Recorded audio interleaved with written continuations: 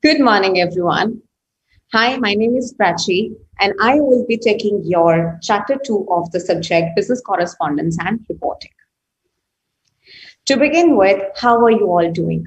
I hope you all are doing fine and you all are keeping safe and you are all geared up for your May attempt because it's 1st April and you're just almost 1.5 months away from your exam.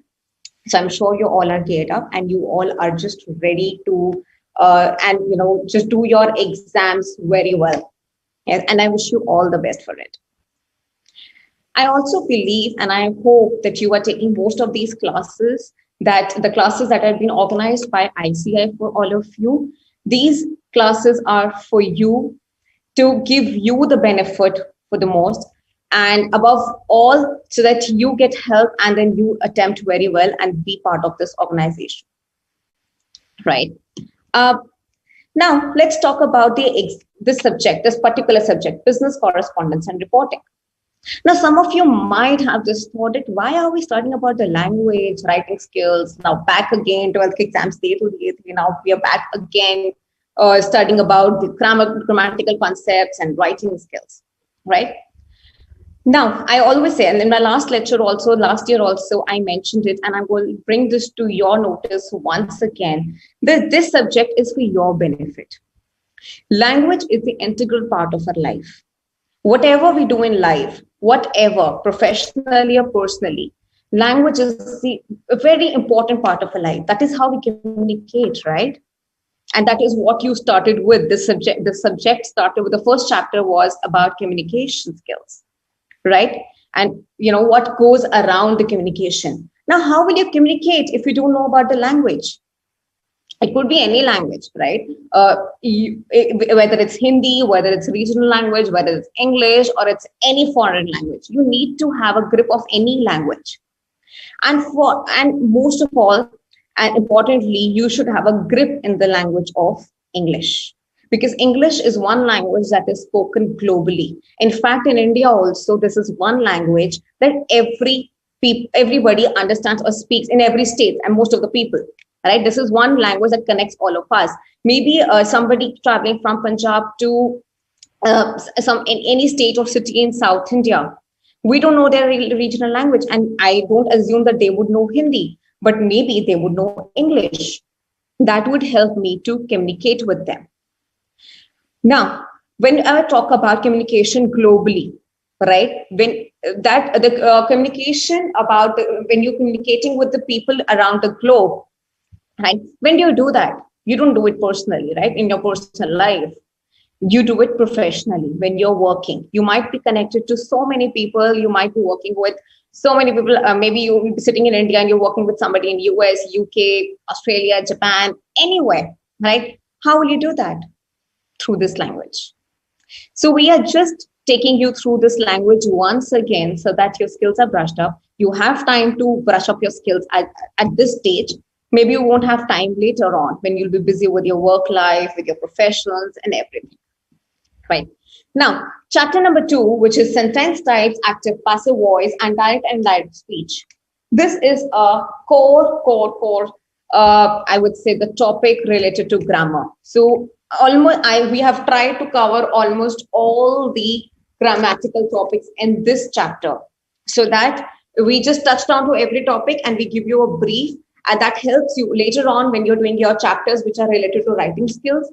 This chapter would help you, right? If your grammar is strong, you will be able to write, right? If you have your knowledge of grammar in place, you will be able to communicate in verbally or in written language. It doesn't matter. But language. So how do you know about the language? How do you understand about the language? Through grammar. What is grammar? In any language that you learn, grammar sets the rules, right? Grammar is basically the rule book of how you will frame your sentences, how words should be used, and the placing of the words in a sentence, where the noun will be placed, where the verb will be placed. If the placing of noun, verb, adjective is all mixed matched, you won't be able to, you won't be able to express yourself. You won't be able to communicate your message across the table, across anywhere. Right? So this is why the second chapter is about grammar, and we will be starting this. For today's class and for the rest of the classes, I think I have two more classes with you regarding this. As far as this chapter is concerned, I will be referring to your study material, which is prescribed by ICAI to you. So I will be just using this. I will not go outside this. I will not be touching on topics which are not mentioned here, right? So I request you to please ask me questions which are related to the topics given in the subject. Ask questions, ask as many questions as you want, because that is how I will know that yes, you are getting somewhere. If there is any problem, I can solve it right here. Post this lecture, post 1 p.m. I won't be able to answer your questions. So please do not post the questions on the YouTube, since I won't be able to answer them. Ask right now when I'm teaching, I will be able to answer you. And I will try to take most of your topics and most of your things, most of your queries online. If it is something is left, then I will, write the answers later and then send it across to you guys. Right? Shall we begin? Are you all ready? Oh, most importantly, do you have your pencil and your notebook ready with you? Because I will be making a lot of notes. Yes. So I would suggest you that you take down those notes, and that would help you. That would just make the subject easier to you. Right. So be ready with your study material, your notebook, and your pencil or pen. Right. Let's start. Now, sentence types, active, passive voice, and direct and indirect speech. That is today's topic. And before I start with the grammar topics, let's understand a few concepts about the language. Right? If you see on page number 2, you have been given some introduction and some terms are introduced to you. You don't have to learn about them. You should just know for your knowledge. Let's start with the first term, which says linguistics. Now, what is linguistics? Linguistics is the study of language and its structure. There is a full term course on linguistics, people who study about the languages, right? How the language is formed, what was the history of the words, and how the structure works. So there's an entire detailed study, but overall, we call it linguistics. Everything comes under the umbrella of linguistics. Next topic is syntax. Syntax is the study of arrangement of words. So what we are doing right now is that we are studying the arrangement of words, right? How words are arranged in a sentence. Then we come to the next topic, next concept, that is morphology. Morphology is the study of internal construction of words, like how words are constructed, how suffix is used, how prefix is used, how root words were used. We will be studying about this in the next chapter when we are doing vocabulary, the structure of the words and how you make the words out of root words and how root words play important role in the meaning of a word, and how just adding few words or how adding a prefix and suffix can change the entire meaning of the word, right?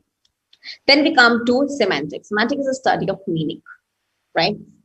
These concepts that I'm talking about, there is when people are studying language, they go into depth and they research and they study about these concepts in details one by one, right? But you don't have to go through it. This is just for your knowledge, right?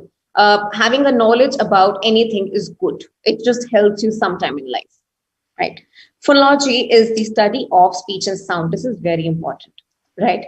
That how the speech and sound of any alphabet or any letter or words work, right? That is how you pronounce the words correctly. Pragmatics is the study of the use of natural languages communication. Right. Now, what natural language is? Natural language is the everyday language that people speak, something that just comes natural to us, right? Not everything is taught to us. When a child starts speaking, probably he did not even enter the school, but the child can catch up some words from the natural surroundings, right? From parents, from people around, from everything that is around the child. So that is all natural. How people start speaking any certain language naturally, right?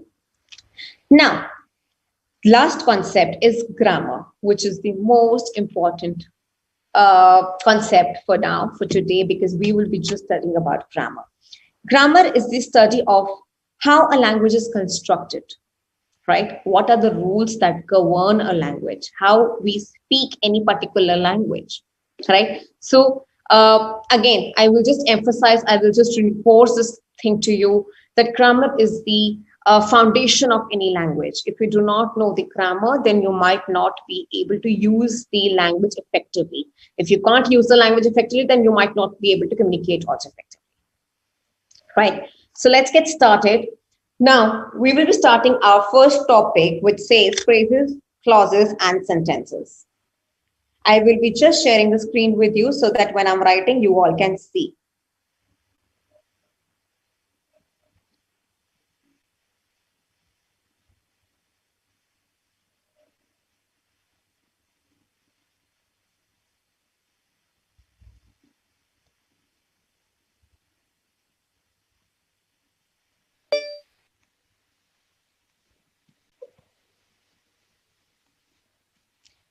Okay. So like I just said, the first topic is phrase,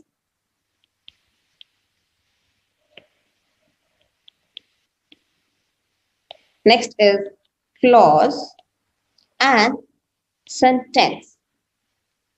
Now, these are three structural units that create a meaning in any language, right? And somewhere they all are related to each other, right? So we'll first start with the phrase. Now, what is a phrase? Phrase is a group of words that come together but does not complete the meaning, right? Now, if I say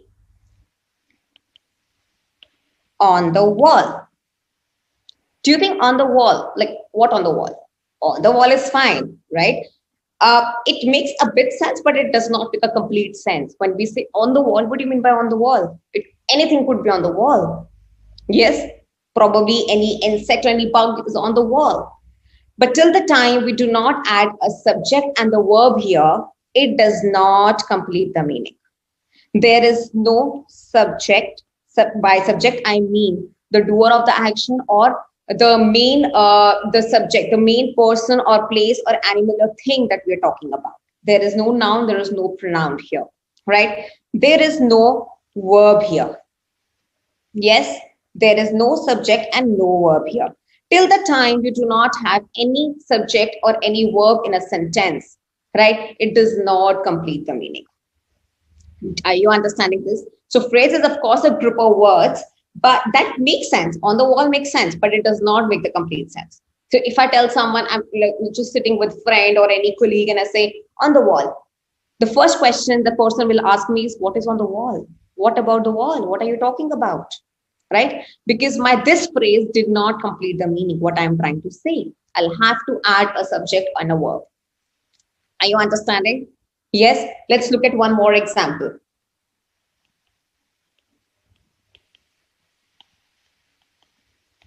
In the water.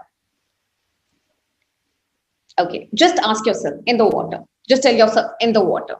Does it make sense to you? Okay, the water is fine, but what is in the water? What are we talking about? Something is dropped in the water. I can see some fish in the water. I can see a mug in the water. What is it?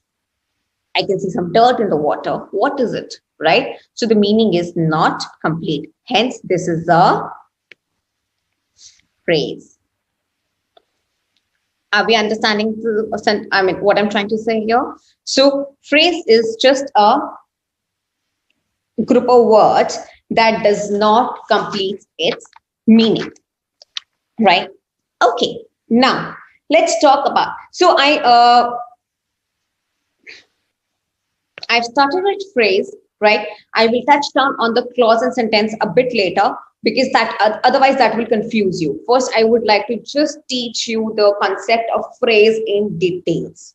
Okay, so this is the basic, right? Now let's talk about the, more kinds of phrases, right? So the first kind of phrase that we have is, we're talking about the kinds of phrases.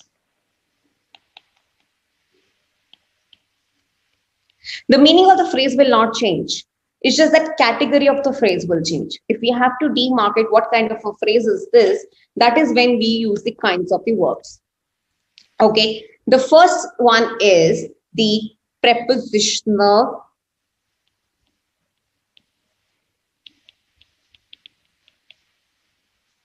phrase. Okay, prepositional phrase. Now the name says it all. Prepositional phrase is the phrase that starts with the preposition. Okay. Now, I gave you the examples earlier also. If you could see these examples on the wall, in the water, these are all prepositional verbs because they are starting with prepositional and they are added by some noun here. But again, it does not complete the meaning. So prepositional is a phrase that starts with a preposition and that connects you with a noun. But again, that does not complete the entire meaning. The basic thing is that there's a preposition in the starting, there could be any noun or any pronoun in the end. So that is what a preposition phrase is. Now, if I give you an example,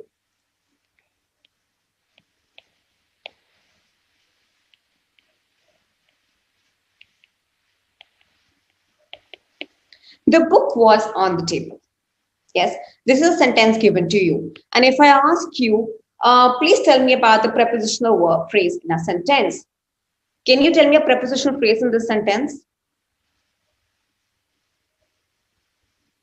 I have given you a sentence. Can you tell me a prepositional phrase in this sentence? Can you underline? Please write down in your query box if you can find out or identify the prepositional phrase in this sentence.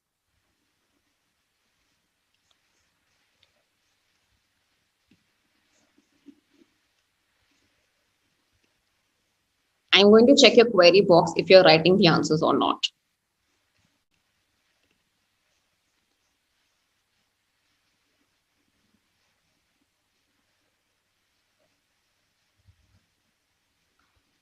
I am so glad to see the enthusiasm on the table. Very good, Pooja. Yeah, so I just got one answer. Amit, we cannot say any phrase as a senseless phrase, right? The right way to put it is that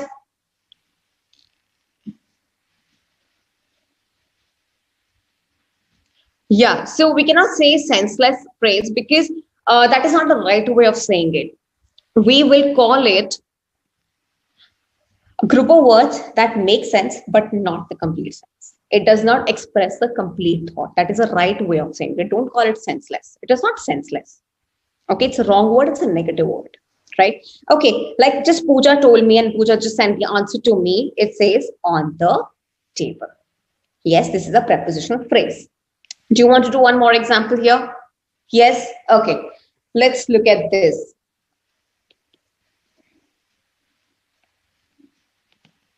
I waited for a...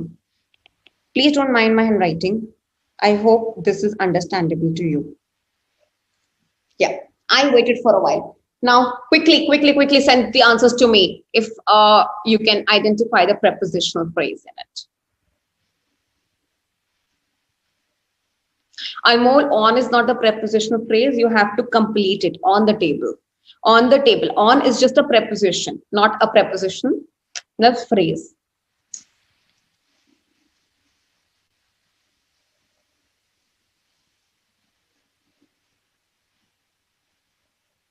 I can't see anybody writing the answer. Nobody could guess it. There is a preposition. Can you spot a preposition first? Shraddha, very good. Yes, it is for a while. Okay. Yes. Can I move ahead? Can I move on to the next category of phrases because we have so much to cover today? Okay. If there is any problem, you can just write in the box. I will take up your query. Okay. Now, the next comes noun phrase. The noun phrase is very easy to understand again. The phrase that functions as a function of a noun is a noun phrase. Noun phrases are composed of a noun or a pronoun or a modifier. Right? Now, for example, I don't know why I'm able to do this.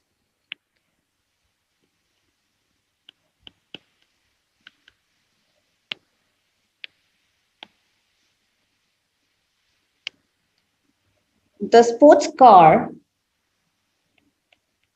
drove the long and winding road, winding road. Okay, now there are two noun phrases in this sentence. Okay, the first is one example. I'll do it for you, then I will give you two more examples to solve it and send the answers back to me. Okay, now in this sentence there are two noun phrases. First one is, can you see the first noun in the sentence? It's very easy. It's in the in the beginning only. The first noun is the car. Yes. Now, what is which word is telling us more about the car?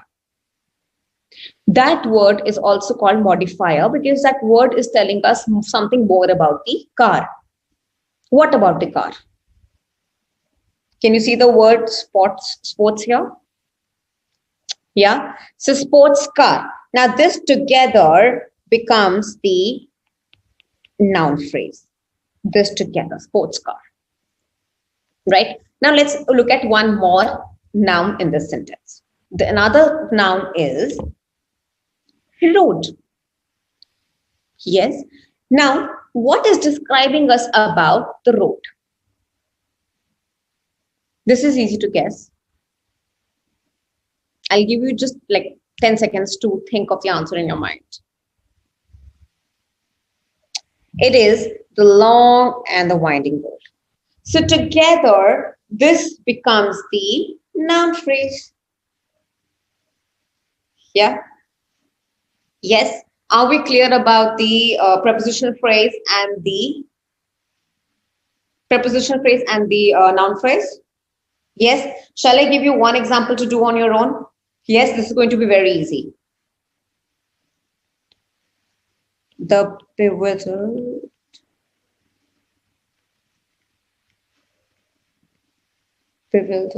tourist was lost. Okay, now quickly deal with the noun phrase here. I'm going to open your query box. Quickly write down the answer.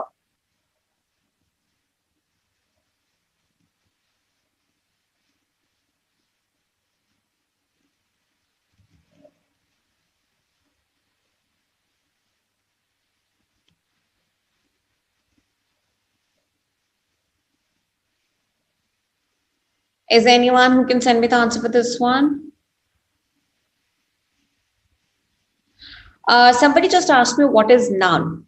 So now nouns are the naming words. Just to start with a very basic definition of nouns, it is called Shraddha, very good yet again, bewildered tourist. Okay, so noun is a naming word. Whenever we are talking about any name, place, animal, or thing, they are called nouns. Okay, so Prachi is a noun, India is a noun, road is a noun, dog is a noun, cat is a noun, right? Okay, so very good. Now, bewildered tourist is the noun phrase. Okay, let's move on to the next concept, which says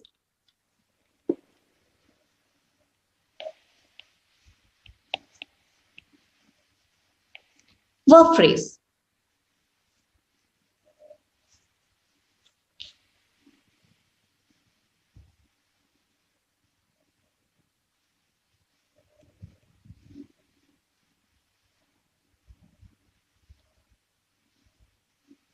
I hope you're able to read what I'm writing. I'll zoom it a little bit more for you guys. But if you're not able to see what I'm writing, please tell me so that I can adjust the screen. There's no point that I keep writing and you're not able to see, and then later you don't understand anything. So if there is any problem that you're not able to read what I'm writing, just let me know. I'll zoom it. I'll zoom it even more.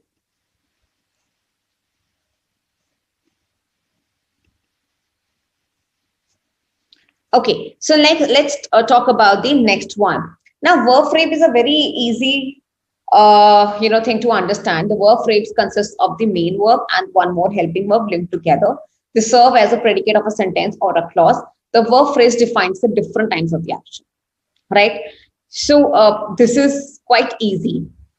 In verb, it is simply, when there is a main verb and a helping verb is connected together. If you don't know what main verb and helping verb is, as this chapter progresses, I will tell you what it is, right? But for now, I'll just give you one basic example. This is,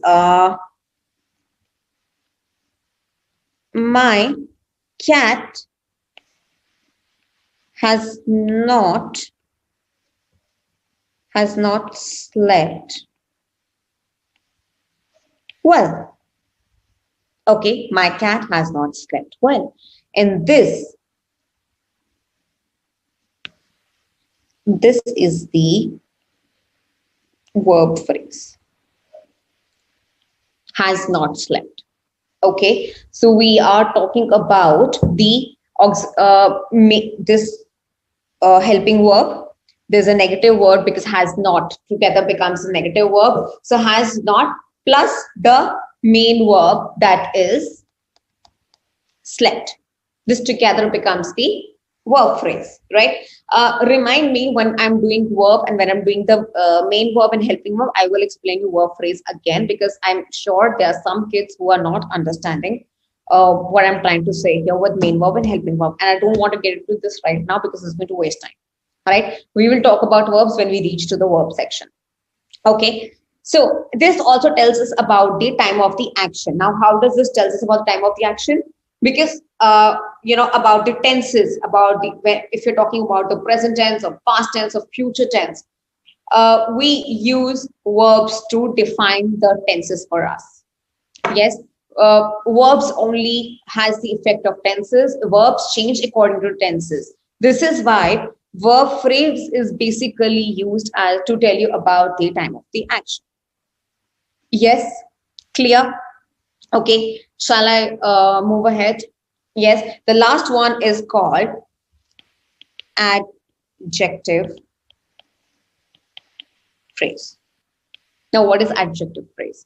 Now, adjective phrase is the group of words that has adjective as its head, is called adjective phrase. Adjective phrase can be formed with the intensifier and the adjectives. Now, what does that mean? If you look at the example in your study material, it says the dazzling, beautiful woman walked down the street. So we are using two, intensify. We're using two adjectives together to explain about the woman. That becomes the adjective phrase. I'll tell you one more example. If you look at the noun phrase, the first example that says the strange creaking sounds scared the inmates of the house. The strange creaking becomes the adjective phrase. Okay, because there are two or three adjectives together. Am I clear? Yes. Can I move on ahead? Can we start with the clause? Yeah. Can you give me a heads up if phrases are clear to you?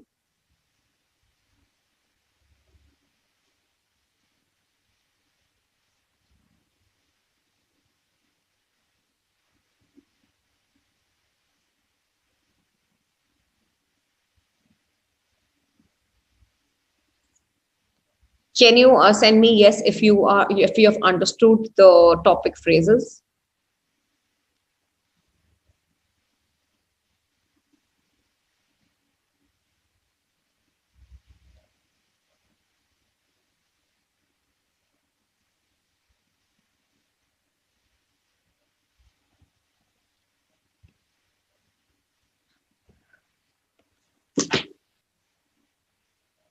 Okay, since nobody has said anything, I'll start with the next topic, which is clause. Now, clause is the group of words again. Yes. Group of words. But this one has subject and the verb, right? I told you in a phrase, a subject and the verb is missing, right? But in a clause, a subject and the verb is there, right? So a clause makes a complete sense in itself, right? And since it makes the complete sense, you can also call the clause, at times a clause can be considered as a sentence also because it completes the meaning. Okay, and clause is also part of a sentence. It can be independent sentence, it can also be the part of the sentence. Am I clear? But what you need to know is what is the difference between the phrase and the clause is phrase does not complete the meaning. It does not complete the thought in the meaning. It doesn't express the complete thought. But in clause, the meaning is complete. Okay. Now, for example, if I say, he is playing in the field. Yes. Right. Now, this sentence has the complete meaning. He is playing in the field. Yes. Yeah. Now, because this one has a subject. By subject, I mean we know about whom we are talking. Yes. We know about the verb. We know about the action in the sentence. Right. And then we also have an object here. Okay. Yeah, there's another concept that we need to know is the object. So subject, object, I will be discussing after the clauses with you as, you know, again, the chapter progresses. So now we know who's playing, what is he doing, and we also know where is he playing. So now this clause in itself completes the meaning, right? Now, and we can call this clause as independent clause. There are two types of clauses. Okay. Independent clause.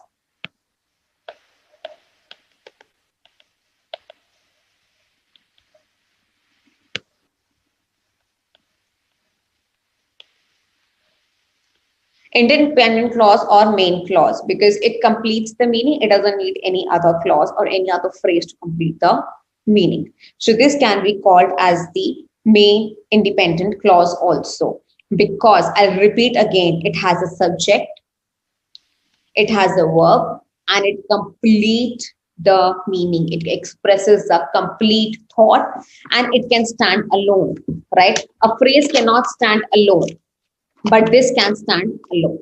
Am I clear? Yes. Yes. Okay, now let's quickly come on to the next thing. Now I'll tell you some things more about the main independent clause. This is the first kind of clause. The first kind of clause, yeah. Okay. If I give you an example, he saw her. Yeah, he saw her. This is a very short clause, but it completes the meaning in itself. How?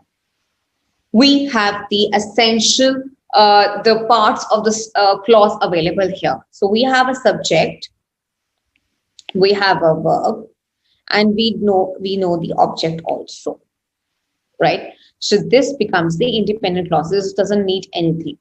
Now, main independent, you can write it down if you want to. Main and independent clause is grammatically correct. Okay, it completes the meaning.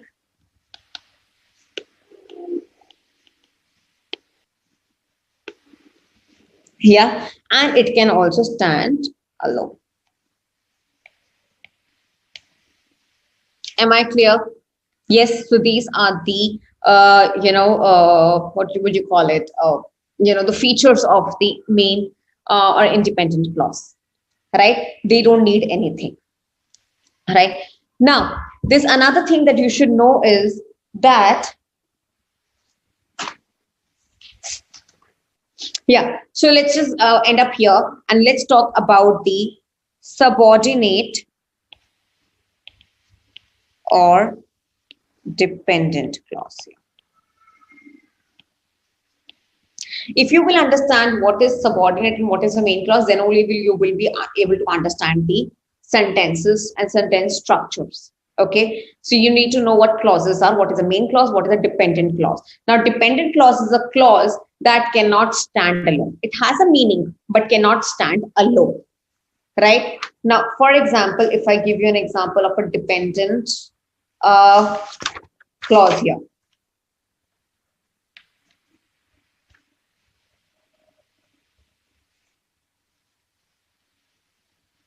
Okay.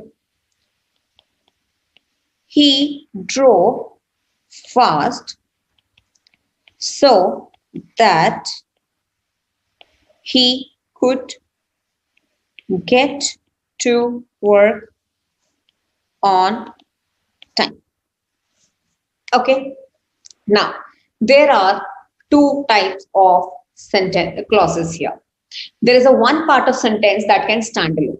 Okay, if I break the sentences in two parts, there will be one part that can stand alone. That becomes the main clause because it can stand alone. But there is one part of the sentence that is a dependent clause. It has a meaning of its own, but does not have a complete meaning. Right? Look here. He drove fast. If I break it down here, and if I put a full stop here, he drove fast. Complete meaning can stand alone. If I say he drove fast, complete meaning it does not need anything else. So this becomes the main clause. Okay, I'm going to write MC here. Okay, our independent clause. Right? But if I tell you so that he could get to work on time, does it make the complete sense to you?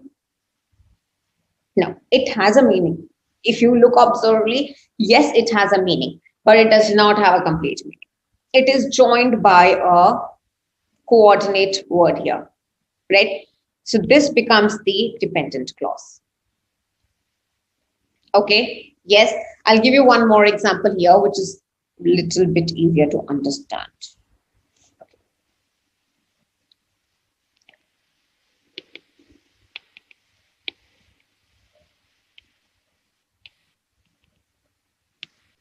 Which is made of bricks.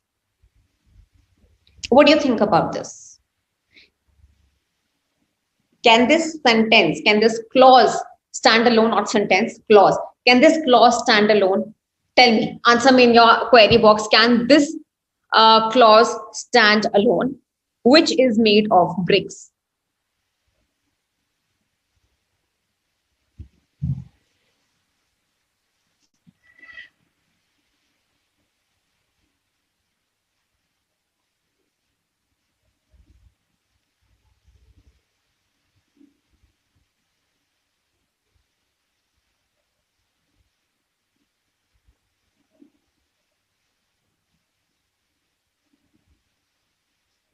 Can you tell me if this clause can stand alone?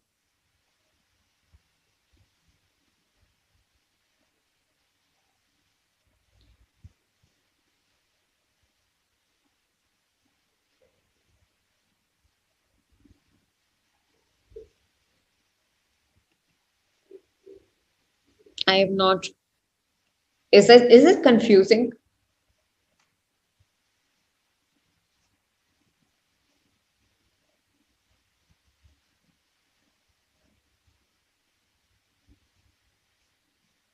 It is not. It does not have a complete sense. So that means it's bricks, not LR.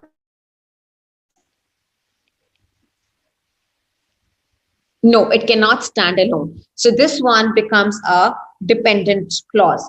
Now we will complete it.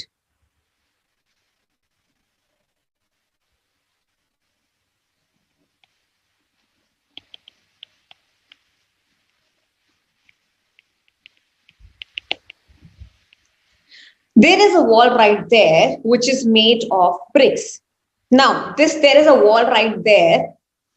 Can be a main clause, can be an independent clause, yes. But we added on another clause to it to make it a complete sense, right? And to make it explain it even better, right? Are we clear? Are we clear about the phrases and the clauses here? Any problems so far? Can I move on?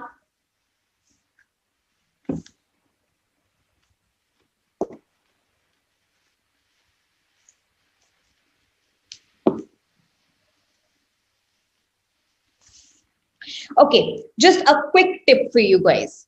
The subordinate clause will mostly start with what, where, why, how, which, that, if, who, whom, when, before, after, so, that, if, unless. So any coordinating words that you call in them, conjunctions maybe, yes. So mostly the dependent clauses will be starting with such words. Am I clear? That is how you'll get to know this is a dependent clause in a sentence and there is another main clause in a sentence. Clear? Yes. So I am going to give you an example here, 2-3 sentences here. You have to tell me the main clause and the dependent clause. Right? Let's go for it so that we can just finish this.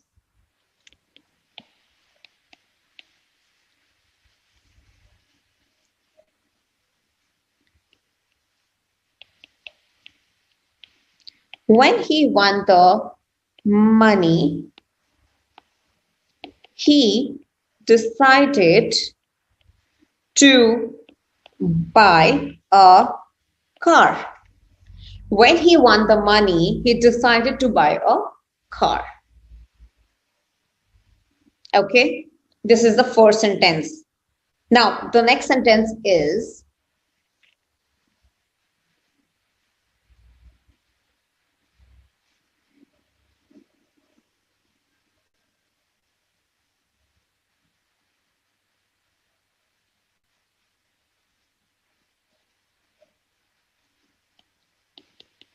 in the meantime, you can send me your answers.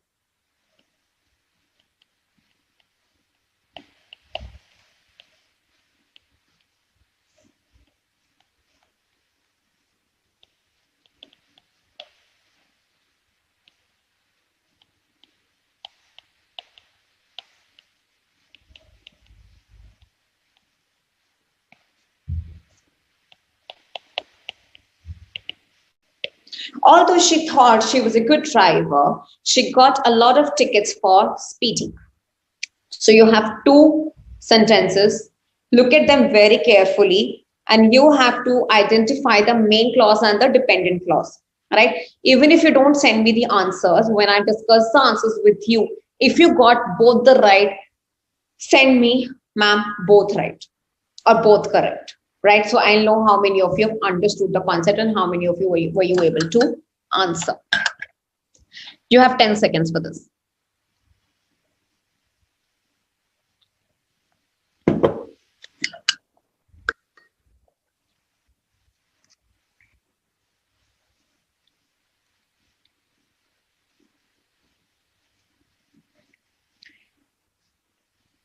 Okay, now let's quickly discuss because we don't have time also. When he won the money, he decided to buy a car. Yes, when he won the money, can that stand alone? It starts from when, remember. Can a sentence starting from when can stand alone without completing the sense? When he won the money, does it make the complete sense to you? No. Yes, so this becomes the dependent clause. Right? He decided to buy a car. Now this sentence has the complete meaning in itself. Right? He decided to buy a car. So this becomes what? A main clause. Yes? Was it easy? I'm sure it was. Although she thought she was a good driver, she got a lot of tickets for speeding. Yeah. She got a lot of tickets for speeding. This has the complete meaning. This can stand alone. So this sentence is correct. By all means, this becomes the main clause, right? The other sentence that starts from although. Remember, I told you the words when, although. These words will quickly tell you that this is a subordinate clause. Okay? Yes. Although she thought she was a good driver. Now, this does not complete the meaning. So this becomes the dependent clause. Are we clear? Yes. Are we good to go, guys? Yes. Okay, I hope that all of you got the answers right. So I'll check the sheet a bit later For now, let me start with the other topic for you guys.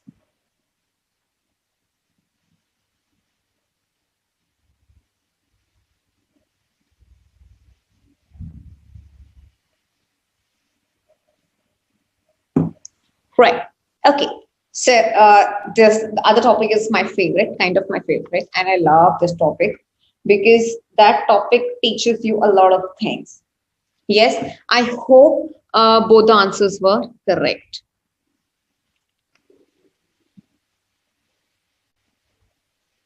How many of you got both the correct? Quickly tell me.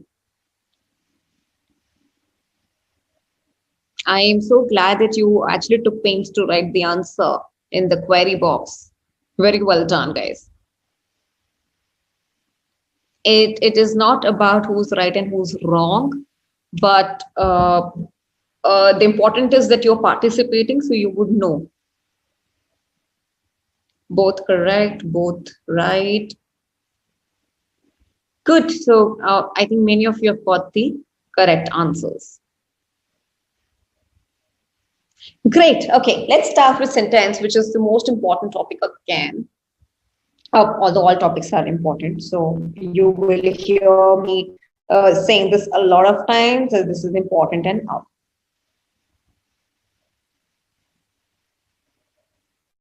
Okay. Now let's come to the topic, which is quite interesting. Sentences. Now you have studied about phrases and clauses, right? So now phrases and clauses basically is the group of words, and somewhere phrase and clause becomes the part of the sentences. Okay. Yes. So sentence is the bigger umbrella. Okay, and that covers everything together. But to have a correct sentence, to form a correct sentence, you need to know what phrase and clause is, right? What would make sense and what would not make sense. For example, if you look at this, although she thought she was a good driver, you might think that this can stand alone, right? You might think that, okay, this is a sentence, let me write this. But now you know that this is a clause, this is not a sentence. You can't call it a sentence, right? This is a clause. So automatically you will know that I have to add something to finish the sentence and to complete the meaning of the sentence. Am I clear, guys? Okay. So now coming on to the bigger picture, which is called sentences here. Right. Now sentences is the group of words that complete sentence to the reader.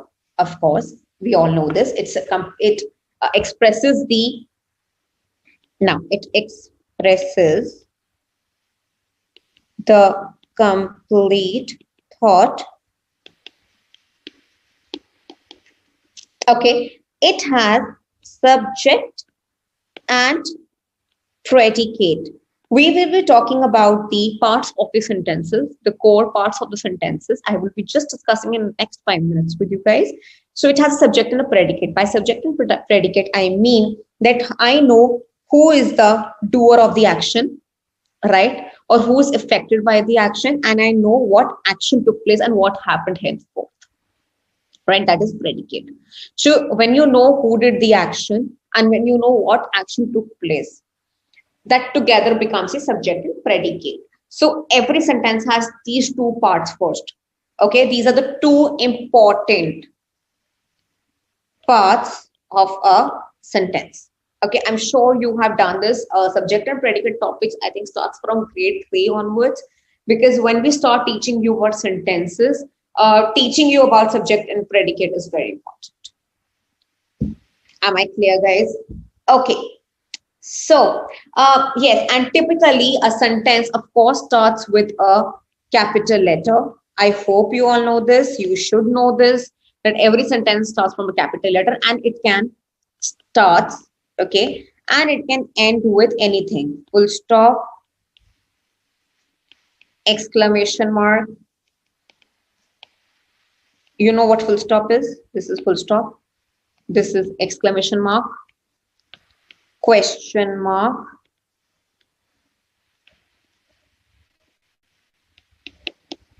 yes, and what is left? Yes, so it can end with any of these three punctuation marks, full stop, exclamatory mark, or question mark. This is how a sentence can end. Okay, and a sentence can be long, short, sweet, anything, right? It can be complicated. It can be a very big sentence that has many clauses in it. So everything together is called a sentence. It can have three clauses, can have four clauses, it can have just one clause, it can also have just three words also, right? So anything that suffices or that justifies to this is counted as a sentence, right? Besides subject and predicate, we also have object in a sentence. We have complement. Okay, phrases and clauses I told you, right?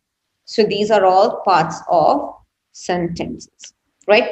And if all of them are used carefully, structurally, according to the meaning, semantically complicated. If you see it in 2.4, there's a word written semantically. So it should be able to justify the meaning of a sentence. If everything is used carefully, the sentence will automatically come out well, and it will automatically say what you want the listener to understand, or you want the reader to understand, right? So this is why we are teaching you these topics here, right? Now quickly let's start with all the parts of the sentences one by one. I'll quickly start, and then I will be taking a 5 minutes break. Okay.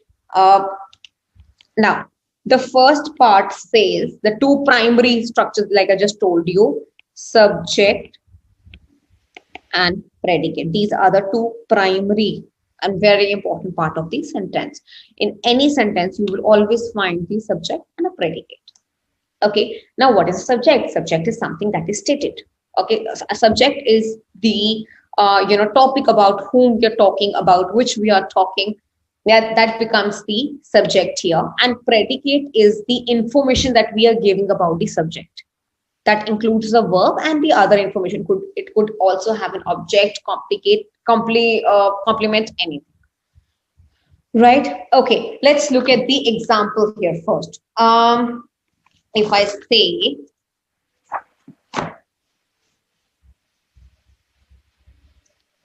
my sister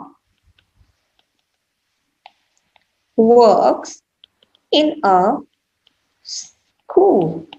My sister works in a school, right?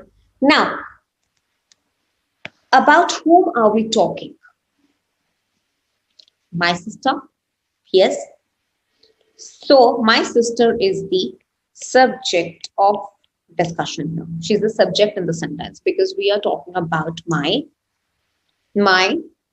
sister, right? And the rest of the part becomes the predicate. So the sentences can be broken into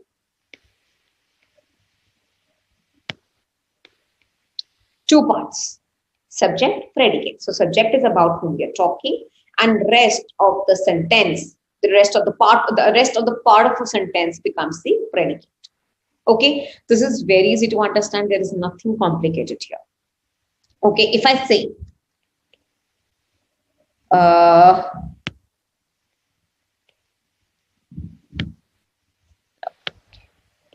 that is a gate.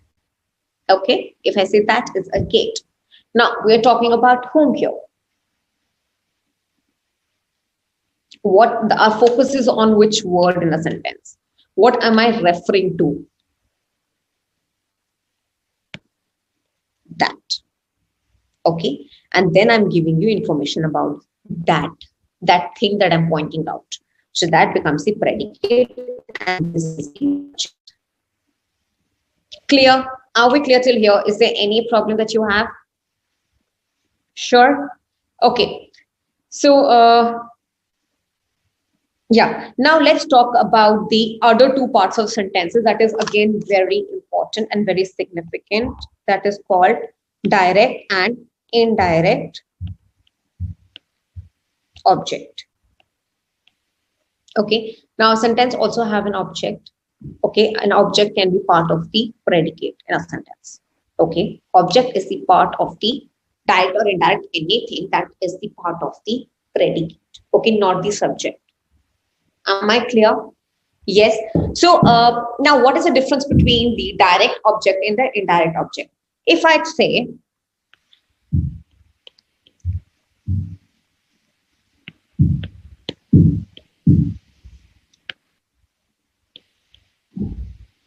John hits the ball.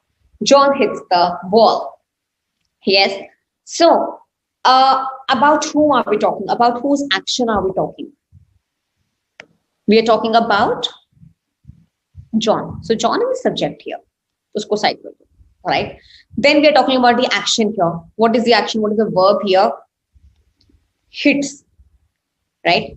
Now, what is the subject hitting?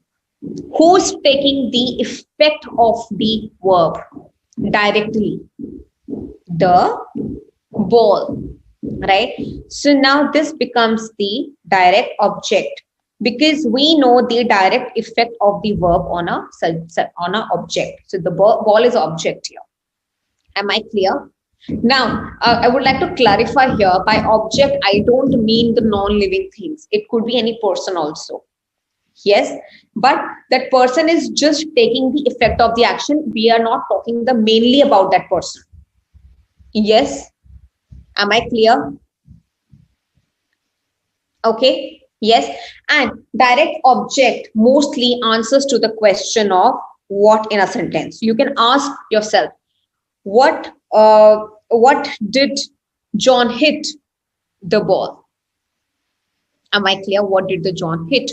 So direct object is the answer to the question of what in a sentence. If you are confused between there are 2 or 3 objects and you're confused about which is direct and which is indirect, you can ask yourself this question: what? All right? Am I clear? Okay, so I'll give you one more example that will make you this thing clear. They named the boy Christopher. Okay, now this sentence has the direct object and the indirect object. Okay, now they is a subject here, named is a verb here. Now, what did they name? What did they name? The answer to this question is the boy or Christopher.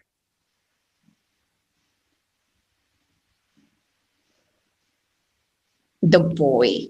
So the boy is a direct object here.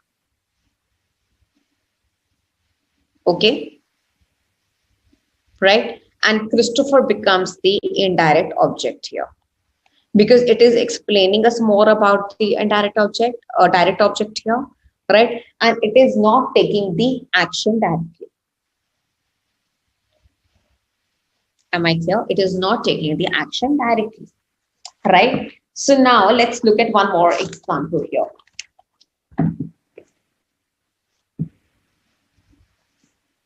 I'm taking one example from your book only. I made Neha pasta for lunch. Okay, so I subject here, made is be here. What did I make? Pasta. So pasta is the direct object. For whom did I make the pasta? Neha. This is indirect object, because this answers to the question of whom to me. Am I clear? Yes. Okay, so rest of the topics I will take you after the break. I will meet you in 5 minutes. Dot at 12:05, I will meet you here. So you can go and have water and everything, and you be here at 12:05. Right? And the rest of the topics will continue later because that will take some time. Right? Okay. So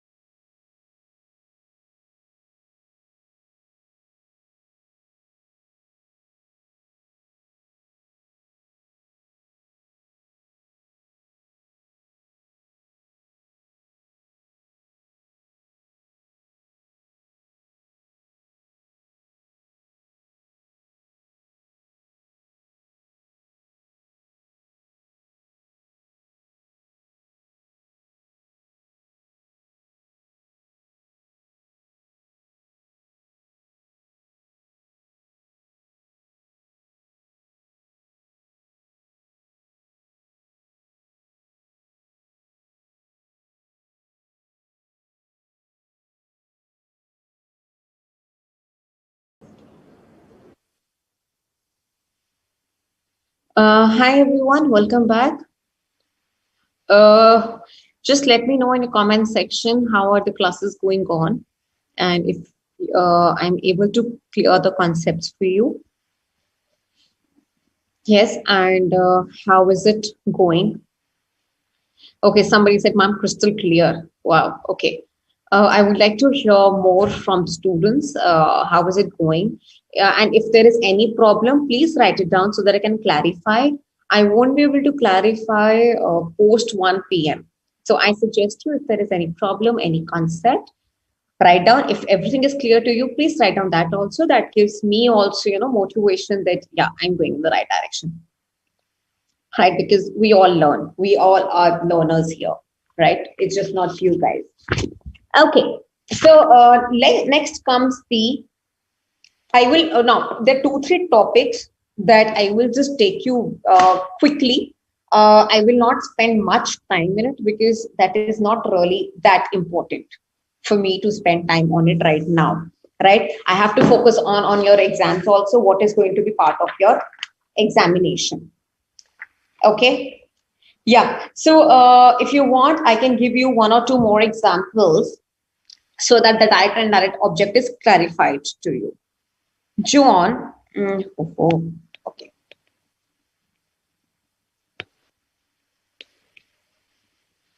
John told Peter a story. Quickly tell me the direct object and indirect object in the sentence. And then we'll move ahead. We'll get done with it.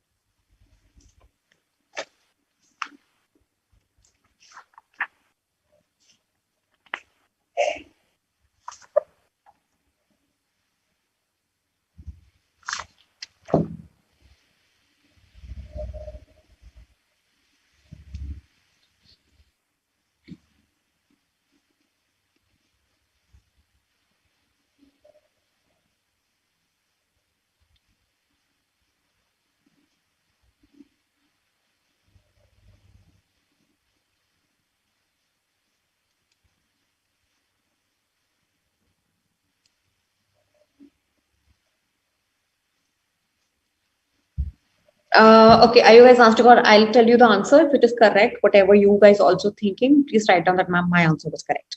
Okay, so let me ask myself the first question. What did John tell? What did John tell? John told a story. So story becomes a direct object. Okay, and whom did he tell the story? To Peter. So Peter becomes the indirect object. Clear? All right, great. Now there's one more topic that you have is, which is object of preposition. So object of preposition is nothing. It is basically that a preposition needs an object to itself. Like, for example, if I say the class, no, non-class, the cat.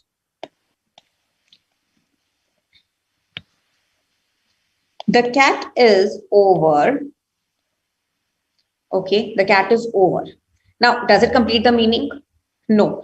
Over here is the preposition, and the preposition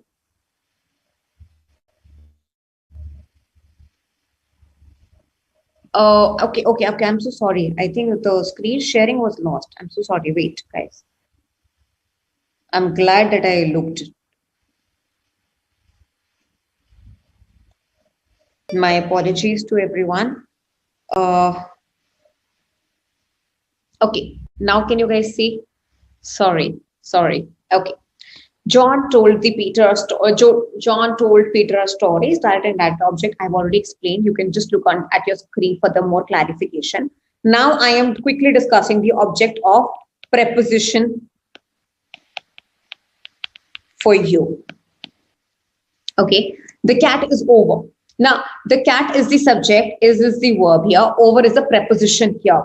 But a preposition needs a object to complete the meaning. So you can add on the cat is over the table. Now this over the table becomes the object of preposition.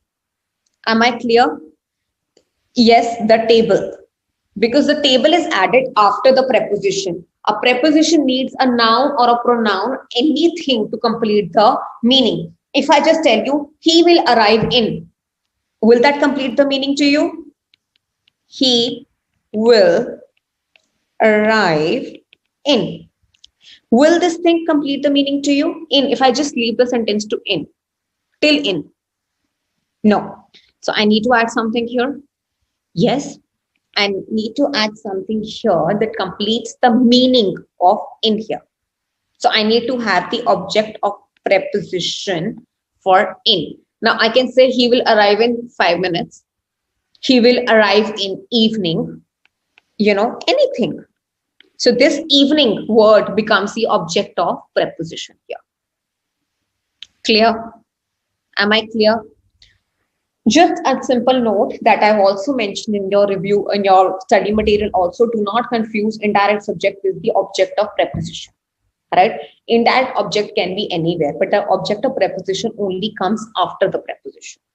Right? If you look at the example on page number 2.6, it says, Lalit gave Rima the pen. Okay. The next sentence says, Lalit gave the pen to Rima. Right? So in the first sentence, Rima is the indirect object. And in the second sentence, to Rima is the object of preposition because she is coming after to. Am I clear? Yes. Can I move on to the more important topics now? Yes. Okay. Now, quickly, next topic is, don't worry guys, towards the end, I will be displaying a PPT for you guys and we will be having a 5 or 10 minutes of a quick revision round.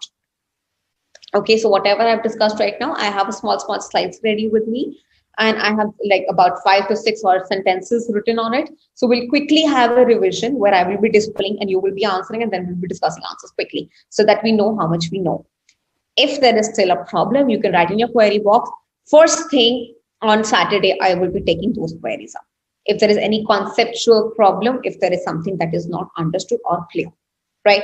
Okay, now let's talk about the verbs. Please understand, verb is the most important part of a sentence.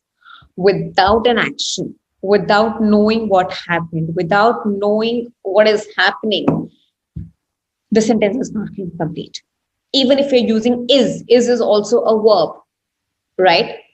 It is a form of a base form, right? So even if you're using is, am, are, has, have, we are completing the meaning. Am I clear? Now, what are verbs? Verbs are the action verbs, right? What are action verbs? That tells you about some action. Run, walk, teach, cook. These are all verbs. We all know this. I am just again taking you guys to through this so that if there is someone who doesn't know, like somebody just asked me what is a noun, so I'm explaining you what verbs are. Okay, verbs changes its form or according to the number of the subject. According to the number of the subject. Like for example, I'm talking about the cat is on the table. So is, because there is one cat. The cats are on the table, right? So are, because so the verbs change their form according to the number of the subject, according to the number of person or thing that we're talking about, right? It also changes according to the tense, the time of the action, right? The cat is on the table. The cat was on the table. The cat will be on the table, right? So it is just changing its form according to the tenses of the the situation, right? What is the time of the action? Am I clear? And verbs, like I just said, this is the main word of any sentence. No sentences complete without a verb. Am I clear? Please take note of this, right? It tells you about the number of tenses.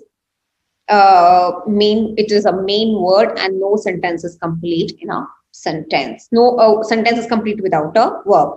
Like I told you, why a phrase is not a sentence? Because it doesn't have a verb. Why clause can be a sentence? Because it has a verb. Yes, remember what I taught you? Yes, okay.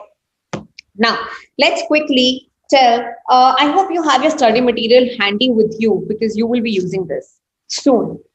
On the page number 2.7, right, we have the various types of verbs according to their function and the structure in a sentence. Now, let's quickly discuss the finite verb. Now, what is a finite verb? Okay.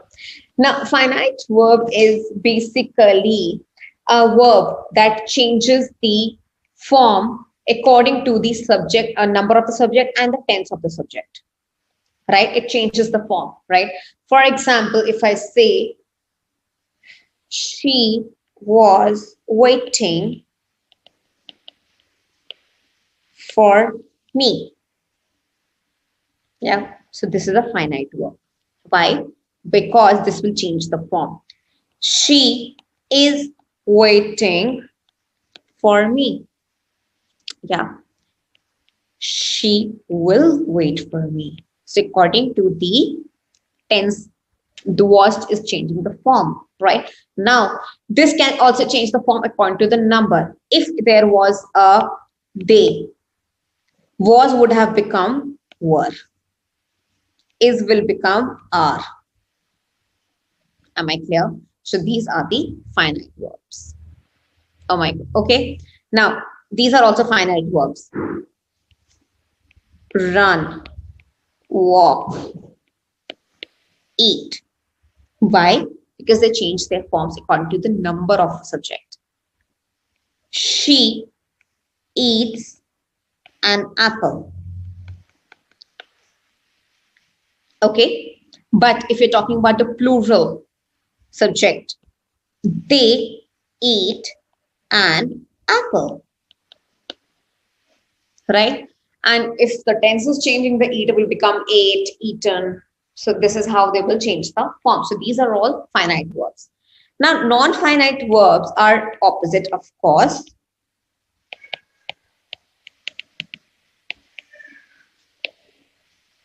Okay. Now, non-finite verbs do not change their forms according to the number of the tense, right? Am I clear? Like, for example, I like to sleep. Okay. They like to sleep. Now, this will not change the form. The word sleep here will not change the form, and it is somewhere acting as a noun, right? So this is called the non-finite verbs. Now, non-finite verbs are also of three types.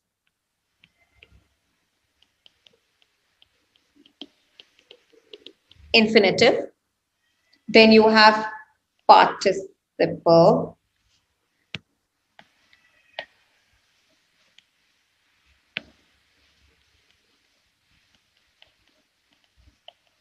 Okay.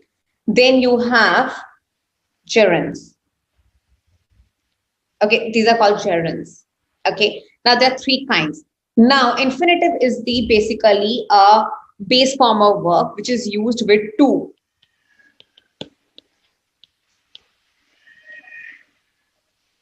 Okay, yes. For example, Sunita loves to dance. They like to sleep. This is infinitive form of verbs. Okay, now what is participle? Participle is a form of verb which has the nature of both a verb and an adjective. And these sort of verbs have ing or ed in the end. Am I clear? Yes. For example, we met a girl carrying a bag of fruit. Now, the word carrying comes with ing, but will not change its form. Right? Now, gerunds also have the verbs that has ing in the end, but they are used as nouns.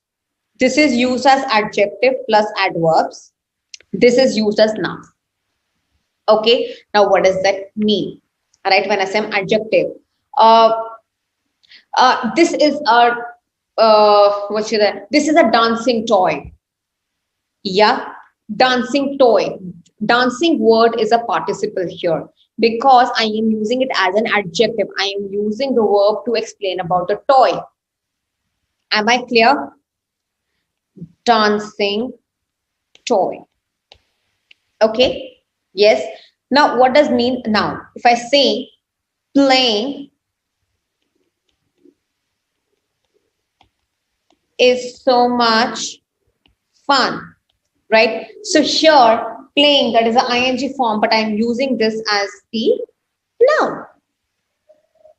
Am I clear, guys? Yes. So this is the basic difference, and this is how the verbs function. Okay. Now, moving on, we have some auxiliary verbs and then modals, transitive verbs and intransitive verbs. To start with, first I will tell you about the transitive verbs and then I will tell you about the intransitive verbs.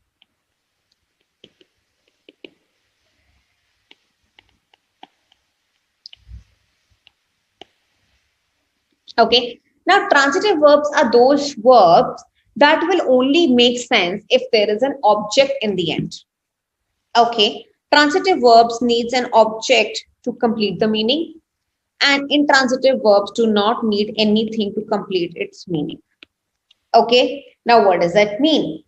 If I say Peter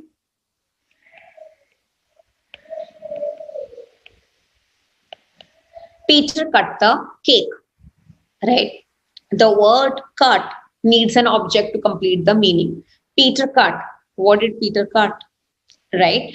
So this needs the object to complete the meaning. These such verbs are called transitive verbs. Right? You can go and search it online. You get the entire list of verbs with you, which are transitive verbs and which are intransitive verbs, so that you know which verb to use in which sentence. All right. Now let's talk about the intransitive verb. If I say Mr. Becker jogs every day. Mr. Becker jogs every day. Right. If you see, if I remove every day, will anything change in a sentence? Not much.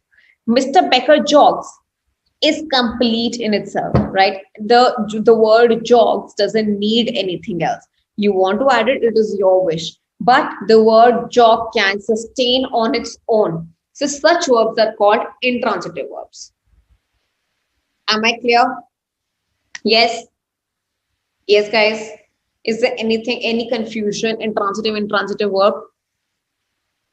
So let me just brief you again. Finite verbs and infinite verbs are those verbs. Finite verbs changes along with the number and the time of the action. Non-finite does not change its form, right?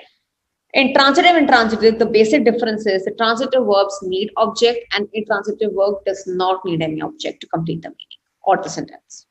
Am I clear? Now, last two are very important kinds of verbs again, which are called auxiliary verb. Now, auxiliary verbs are also called the helping verbs, right? Because these verbs help the other main verbs. Okay. Please listen to me very carefully what I'm going to explain it to you, because most of the times people do the mistake of using auxiliary verbs wrongly in a sentence, and this is why the entire sentence goes wrong. Okay. Now, what are auxiliary verbs? First, let me give you the list. Am, is, are, was, were, has, have, does, and do. These are some of the auxiliary verbs. Right. Now, what does this mean? I am watching TV. Right? So this is the main verb. What is action mean? Action going on and I'm watching the TV. Now, there is a main verb that is used in terms of completing the meaning, in terms of supporting it, in terms of the kind of tense that I'm using. So I'm using present continuous here. To explain and to justify present continuous tense, you need a helping verb along with a main verb. Right? I am watching TV. She is watching TV, right? So the helping verb will change according to the subject here, right? I was talking about I, so I used am. Then I was talking about she, so I used is, right, guys? So this is how it is changing. Now, why I said that I want you to listen to this topic is there is something, there's a, the kind, there's a error, the common error that everyone does. Okay. In the use of does and do and has and have. Okay. Does is used when we are talking about a singular subject, and do is used when you're using talking about a a plural subject. Has is used when we are using a singular, and have is using when we are using plural, right? This I will explain you again when we are doing the subject verb agreement, right? When I'm doing subject verb agreement, you have to listen to me very, very carefully. That is something that is you will be using the most. Okay. So, for example, the example of has. She has eaten the chocolate. They have eaten the chocolate. She does not like to eat apple. They do not like to eat apple. Right? Understood what auxiliary verbs are? Auxiliary verbs are just used with main verbs. That's it. Okay. Now, last is modals. Okay, now what are modals? Modals is another kind of verb that tells you about some mood or some tense, and they are used with ordinary verbs, and they express the meanings of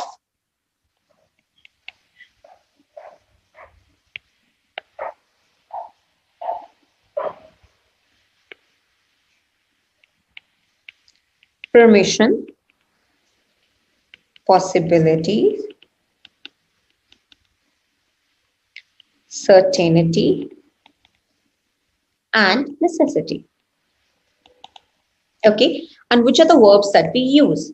We use words like may, can, uh, could, right? Should, shall, will, and there are many more that is written in your study material. So these words are used to express the permission, possibility, certainty, necessity. You may come in. So I'm giving a permission using a modal verb. You may come in. You may go. Right? Yes, I can say, could you please close the door? Yeah. If I say, we should obey laws, we should obey rules. So some words are used in terms of permission, possibility, certainty. Uh, if I say, you could come tomorrow. Yes, yes. So I am again giving kind of permission that you can come tomorrow. Okay. It may rain today, or it can rain today, right? I'm talking about the possibilities here. Yes. If I say, the rain shall come, I'm talking about the certainty that it will rain for sure. Okay. Right. The work will be done today. That means I'm talking about certainty here. The work will be done. Right. So these are the modals. Now, I want you to go through, and tomorrow, before the next class, I want you to just go through this very carefully. And if there is any problem, please come back to me on Saturday and tell me that, ma'am, there is a problem. In the meantime, if there is any problem, please write it down, because then I will be starting with the types of sentences. Okay. If there's any problem, you can write it down. In the meantime, I'm just opening my presentation.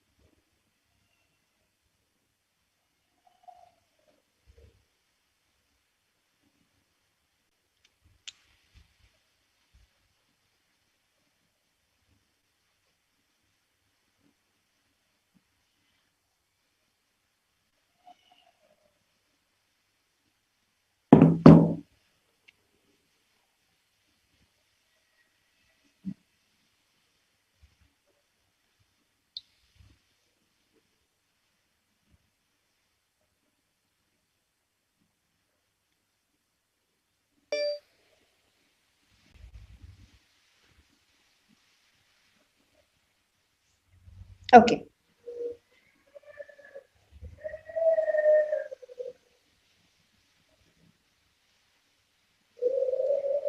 All right, guys. Okay, so now let's talk about the types of sentences. The sentences are classified into the, we classify under the two divisions. One is according to the structure, one is according to the function, right? Now, according to the structure, of course, we're talking about the structures. So we talk about how the sentence is constructed, and we classify them into four parts, which is simple, compound, complex, complex, compound sentences. Am I clear? Then we talk about the classified according to function. Now, what does the sentence want to do? The sentence is giving us some information. The sentence is trying to question something,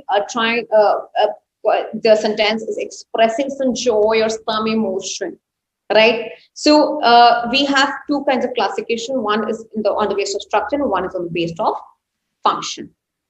Am I clear? So we'll start this one by one. Let's start with my favorite topic, the classification of sentences according to function. Okay, I want you to look at these sentences very carefully. I like to ride bicycle. Do you like to ride a bicycle? Don't ride the bicycle too fast. What a beautiful cycle. Yes, bicycle. Now, read the sentences one more time and see how they're different from each other.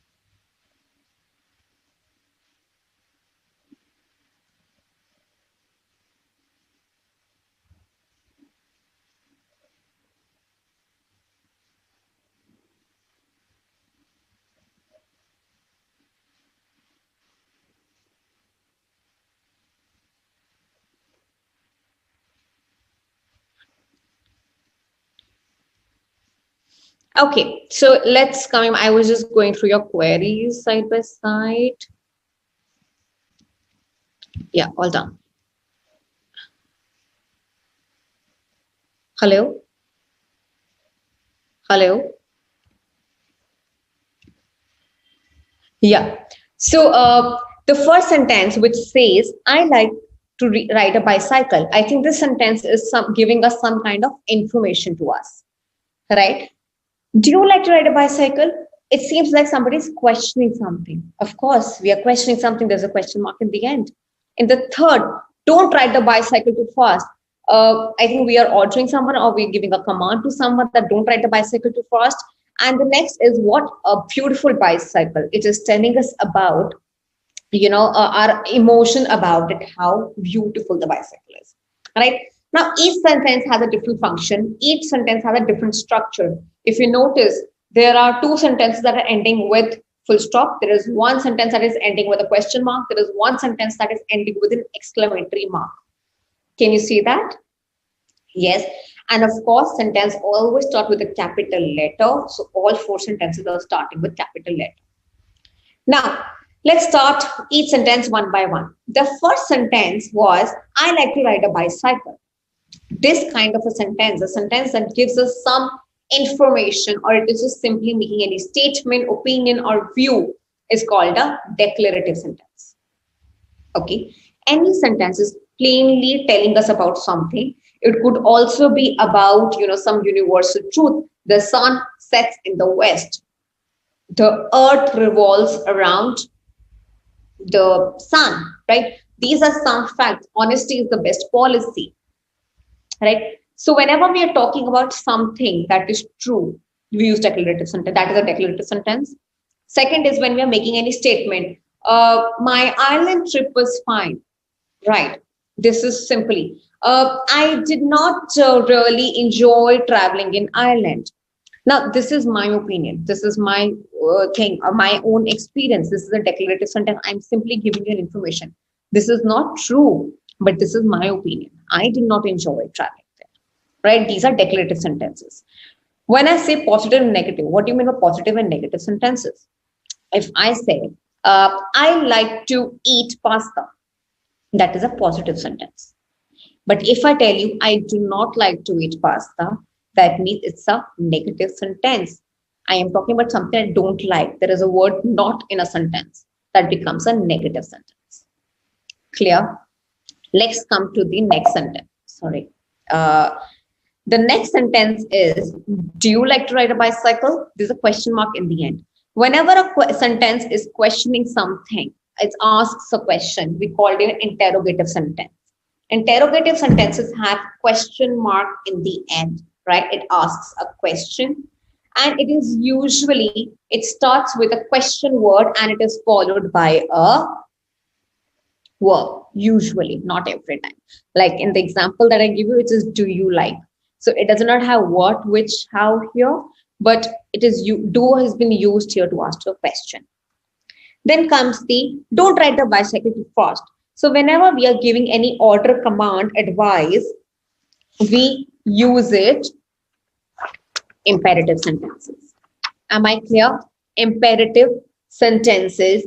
Whenever any sentence is telling you about any instruction, like, take the right turn, come straight, take another left turn. These are all imperative sentences. Or maybe some recipes going on, pour some milk in the flour, whisk it, stir it, take care of the lumps. So whenever we are giving an instruction, and imperative sentences starts mostly with the verbs. Am I clear? Am I clear? Yes. So that is the imperative verb. Like if I can say, close the window, get your hands up, do your homework. So these are all imperative sentences, right? Now, last is exclamatory sentences. This is the most easy one. Now, exclamatory sentences, expresses a strong feeling and ends with a exclamatory mark, right? It says like, what a tasty pizza. Happy New Year. How brightly it shines. Oh my God, how did this happen? Right? So whenever we are expressing any kind of emotion, and it's an exaggerated emotion, when we're talking about any joy, sorrow, regret, surprise, wonder, oh my God, wow, this is beautiful. This is like, you're expressing your wonder that how was this beautiful? We use exclamatory mark. So whenever there is an exaggerated emotion, we use exclamatory mark. I hope this is clear to you guys. Yes. Do you want to do a small exercise quickly about and finding about which the types of sentences? The exercise is about, there's a list of sentences on your screen. You just have to identify which is declarative, which is imperative, which is interrogative, and which is exclamatory, right? Interrogative and exclamatory is very easy to find because you just have to look at the punctuation mark, question mark, and exclamatory mark in the end. That's all you have to do, right? But when you have to identify between declarative and imperative, you have to read and then understand what the sentence is trying to tell you. So let's do this exercise. This will give you more clarity about what I am talking about. Am I clear, guys? I'll give you 2 minutes to go through all the sentences, think of all the answers, and then I will discuss. And if you get all the answers right, you will write all answers correct. And if you have 5 answers right, 6 answers right, 7 answers right, just mention the number of sentences that you write. I think there are about 1, 2, 3, 4, 5, 6, 7, 8, 9. There are 9 sentences. Okay. Take 2 minutes, go through all the sentences, make a mental note of the answers in your head, and then I will discuss.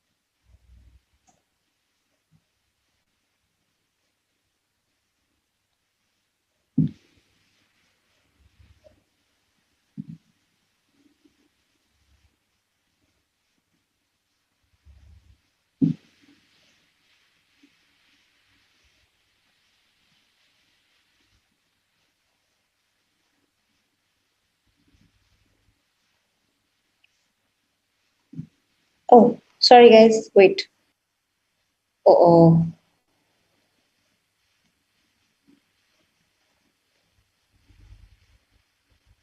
I'm sharing the screen once again, it just got lost.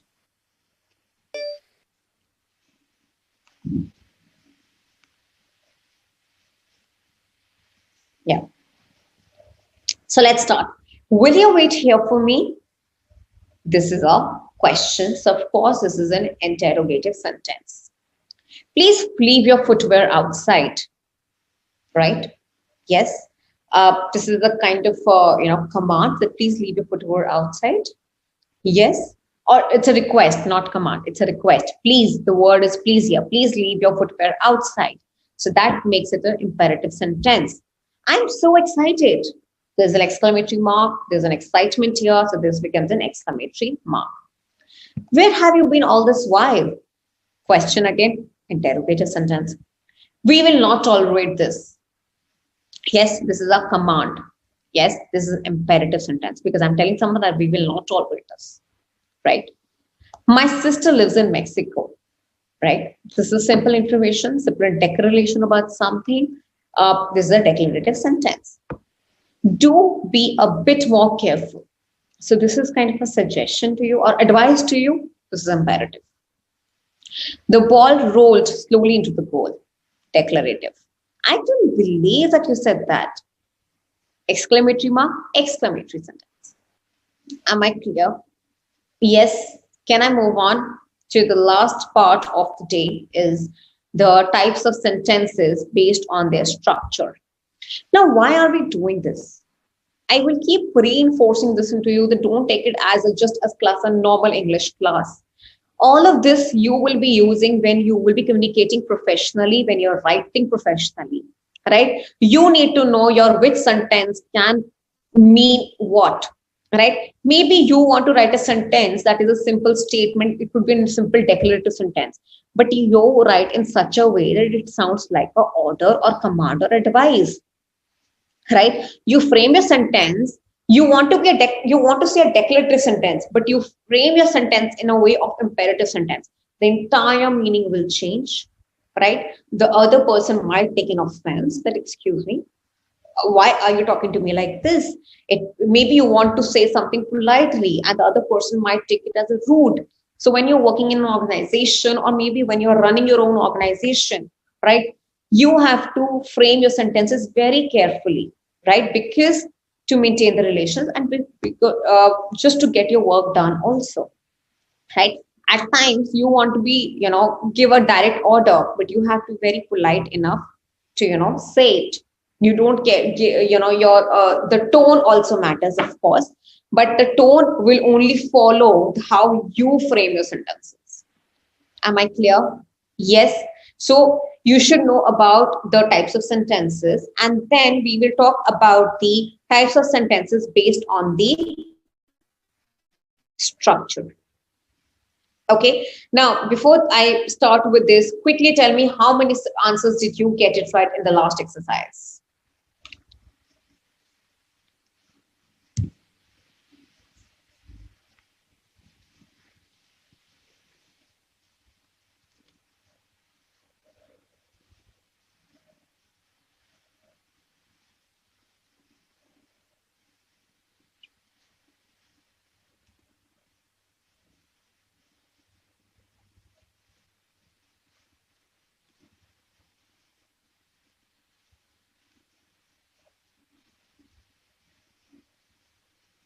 Jasmine, you just said that, yes, ma'am, can you share this PPT with us? Yes, I will be uploading this. I just have to make few changes in it, and I will be uploading this PPT for you guys. Don't worry. And in case, I know my handwriting is quite bad, in case somebody is looking for the notes also, please let me know. I'll just reframe it correct, then make them a little bit neat and then share it with you all. Okay, so, okay, let's start. Now, there are 4 types of sentences in terms of structure. By structure, the word says it all. The structure is how you frame your sentence. Am I clear? The first one is simple sentence. The simple sentence contains simple subject and verb. It expresses single thought. By single thought, I mean the sentence focus is only to communicate one thing. The baby cried for food, right? The teacher taught sentence types today. It's a simple sentence. Yes. I ran for 5 kilometers today. Yes. Simple sentences, right? Okay. So this sentence has a subject, it has a verb, and it is expressing a single complete thought, right? Now, let's look at the compound sentence.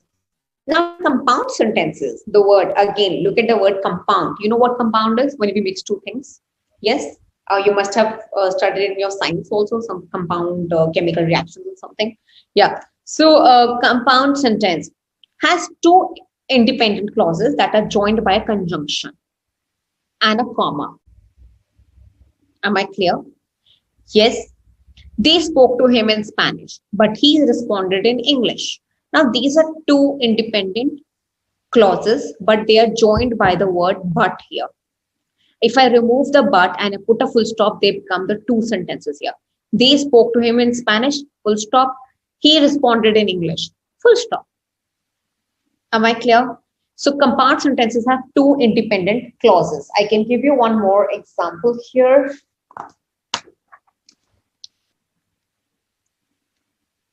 Now, the boy ran away when he saw the lion. Okay. If I remove when, right, I can just say the boy ran away, full stop. He saw the lion, full stop. So there are two sentences that have the complete meaning, but just have a conjunction in the end. You know what conjunctions are? Conjunctions are the joining words, the words that joins the clauses, phrases, or sentence together. Am I clear? Here, two independent clauses are joined. So what are clauses? Conjunctions, if you see in the brackets I have written here, and in your study material, all the conjunctions list are there, okay, on the page number 2.12. There is an entire list of conjunctions given to you. So what all conjunctions can be used to join two independent clauses? Am I clear, guys? Okay. Next comes complex sentences. Now, complex sentence, as the name says, complex. Okay, the complex sentence has one independent clause and one dependent clause. Okay, and they are they are joined by using some subordinators like as, because, since, after, although. Remember, I told you about the when we were discussing about the clauses, one dependent clause and one independent clause. Yes, those are called complex sentence. I have already explained it to you. The words that I used is although, when. I have already given you examples also. Okay, I'll share it with you once again once my PPT is done. Okay, so look at the example. After eating lunch at Cheesecake Factory, Tim went to the gym to exercise. The name is Tim, not time. Tim went to the gym to exercise. So now there are two clauses. One is independent, one is independent, right? So we have already discussed this. I am not explaining this again. When we were doing clauses, I have already discussed it, how in one sentence you can have independent and dependent clauses. Compound complex, as the name suggests. Compound and complex sentence is a mix of both, right? So it has two independent clauses and at least one dependent clause, right? The man believed in the system and he knew that justice would prevail after the murderer was sent to jail. Now, there are two independent clauses. The first is the man believed in the system, full stop.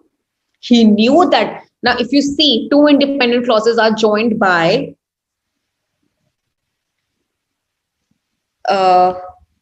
wait, I'll see if I can mark up. Wait. No, I cannot. So if you see here,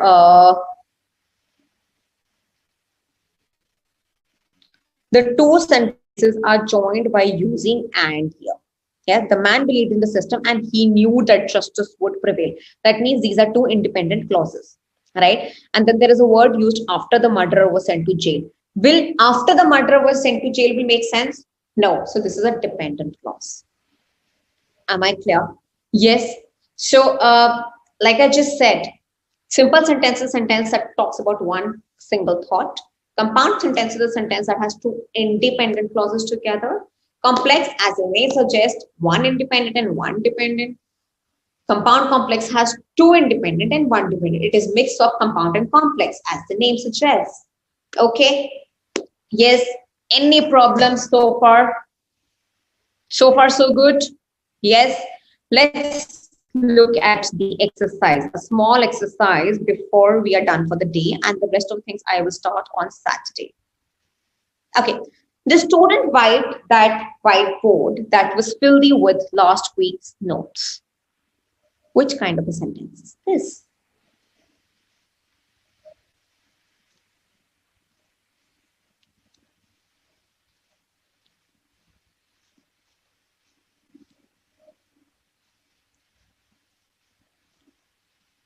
Okay.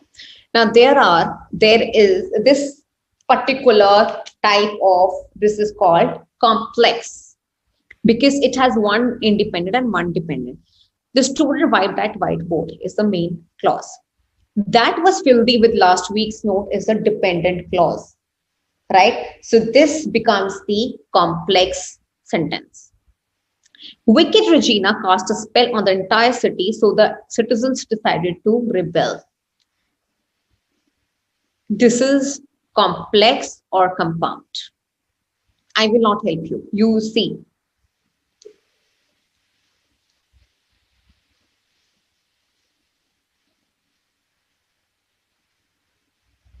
I am sure most of you could see this. This is compound. It has two independent clauses. Wicked Regina cast a spell on an entire city. The citizens decided to rebel. This can be broken down into two independent sentences. While waiting for the paint to dry, Angela went to Home Depot and Martin organized the kitchen appliances. This is super easy, super easy. Okay. While waiting for the paint to dry, this is what? Dependent, independent. Dependent, right? Because it starts from while and it cannot stand alone. Angela went to Home Depot. Independent, independent, independent. That is connected to another independent clause by using the word and. Martin organized the kitchen appliances. So now this sentence has two independent and one dependent clause. This becomes compound complex sentence. Are we clear?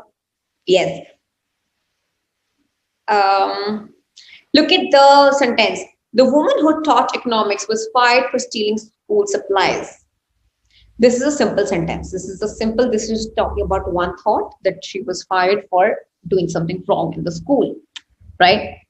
Look at the last sentence. Megha and Rohit ate too much and felt sick. This is again a simple sentence because we are talking about just one thing. They ate the food and then they felt sick. The shoplifters had stolen, so he ran once he saw the police. This is compound, right? Because they're two independent clauses. They are connected by using the conjunction. So are we clear about what we have done today? Is there any problem that you have? Yes. So we are just left with 5 minutes.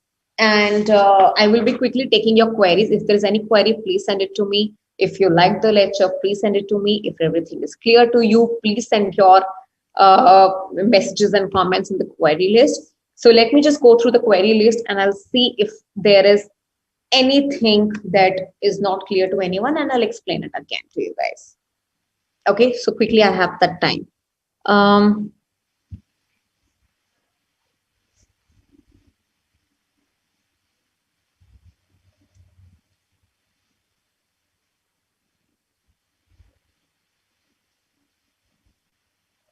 Thank you, Pooja, that you have understood everything. Thank you, Sundarajan. Okay.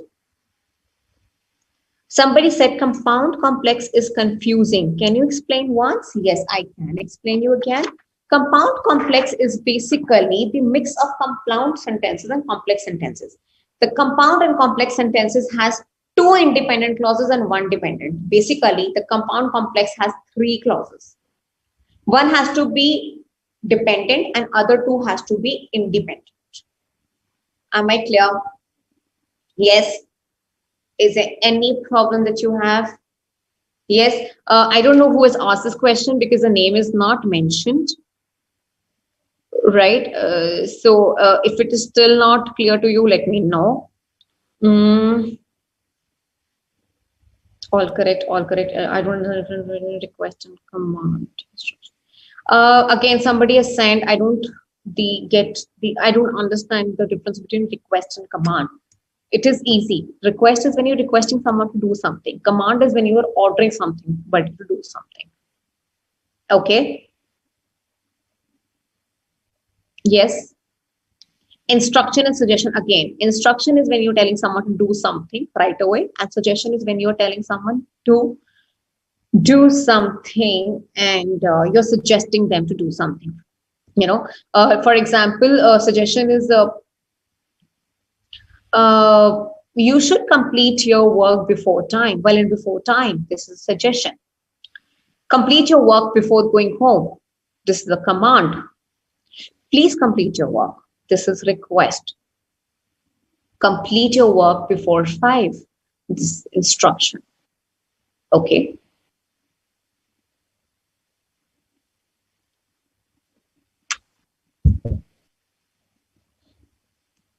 Okay, so is there any other problem that you all have? Is there anything that you want me to explain once again?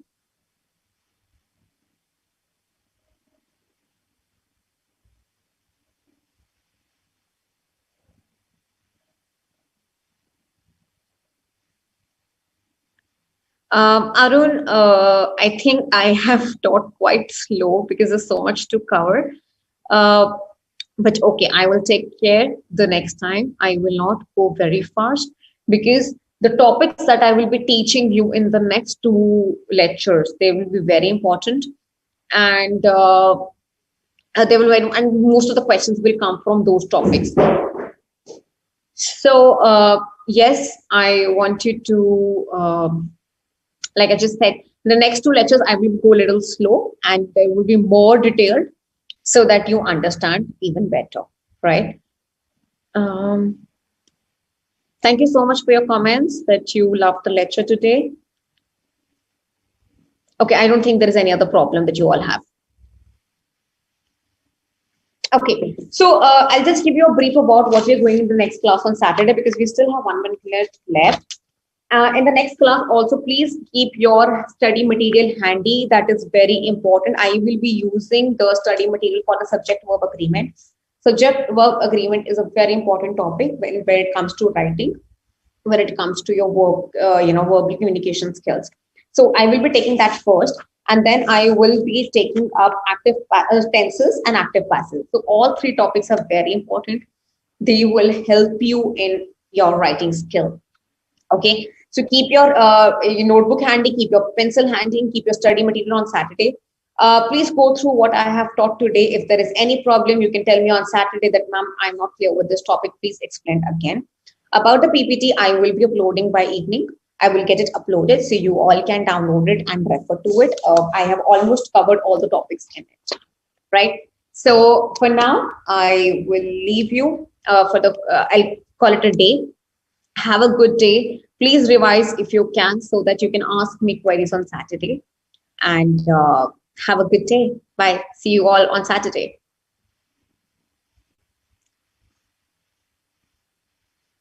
So.